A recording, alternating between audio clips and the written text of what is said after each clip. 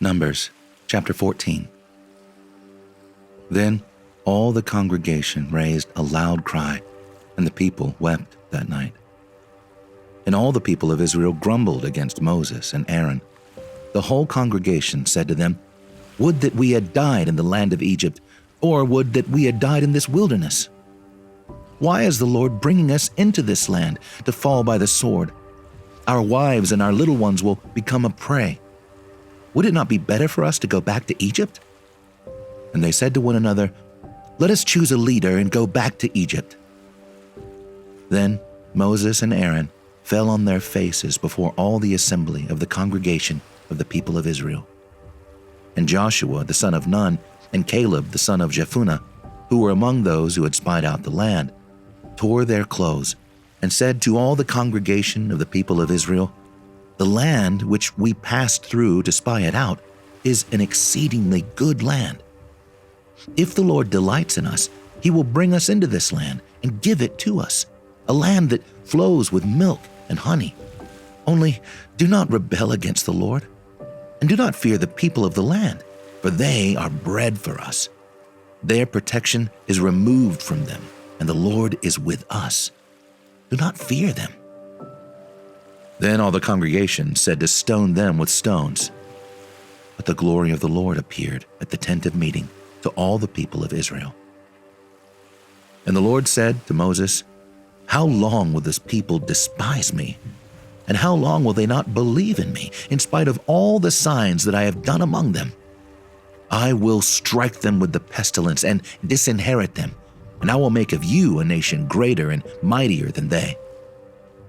But Moses said to the Lord, "Then the Egyptians will hear of it, for you brought up this people in your might from among them, and they will tell the inhabitants of this land, 'They have heard that you, O Lord, are in the midst of this people. For you, O Lord, are seen face to face, and your cloud stands over them, and you go before them in a pillar of cloud by day and in a pillar of fire by night.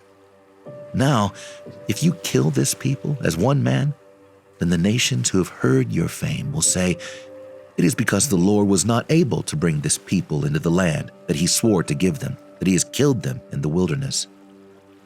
And now, please, let the power of the Lord be great, as you have promised, saying, 'The Lord is slow to anger and abounding in steadfast love, forgiving iniquity and transgression, but he will by no means clear the guilty, visiting the iniquity of the fathers on the children to the third and the fourth generation.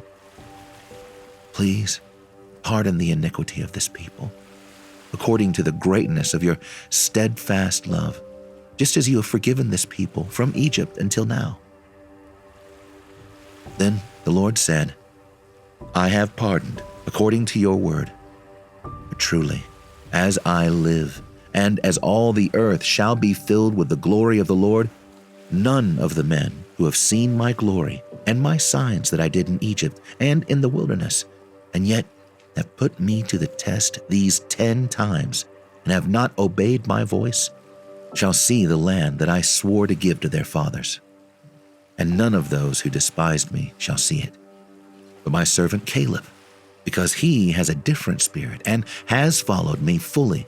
I will bring into the land into which he went, and his descendants shall possess it. Now, since the Amalekites and the Canaanites dwell in the valleys, turn tomorrow and set out for the wilderness by the way to the Red Sea.' And the Lord spoke to Moses and to Aaron, saying, 'How long shall this wicked congregation grumble against me? I have heard the grumblings of the people of Israel, which they grumble against me. Say to them, "As I live, declares the Lord, what you have said in my hearing, I will do to you. Your dead bodies shall fall in this wilderness.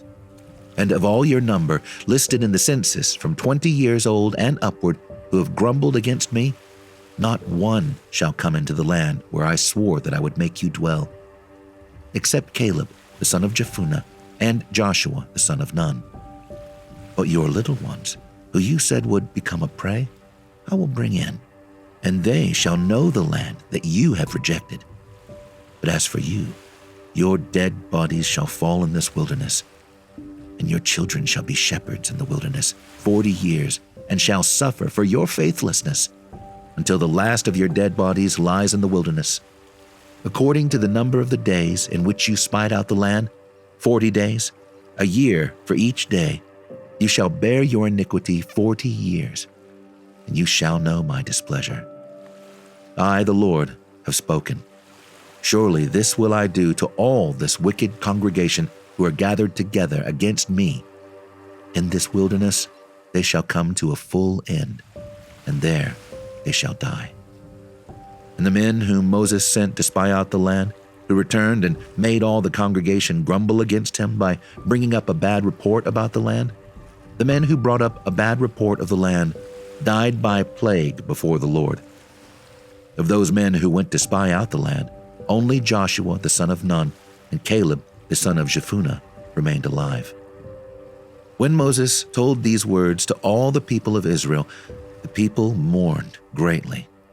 And they rose early in the morning and went up to the heights of the hill country, saying, Here we are.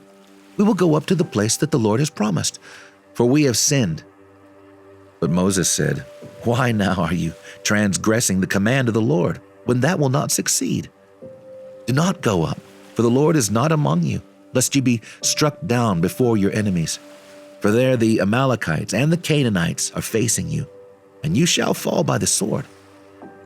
Because you have turned back from following the Lord will not be with you. But they presumed to go up to the heights of the hill country, although neither the ark of the covenant of the Lord nor Moses departed out of the camp. Then the Amalekites and the Canaanites who lived in that hill country came down and defeated them and pursued them, even to Hormah.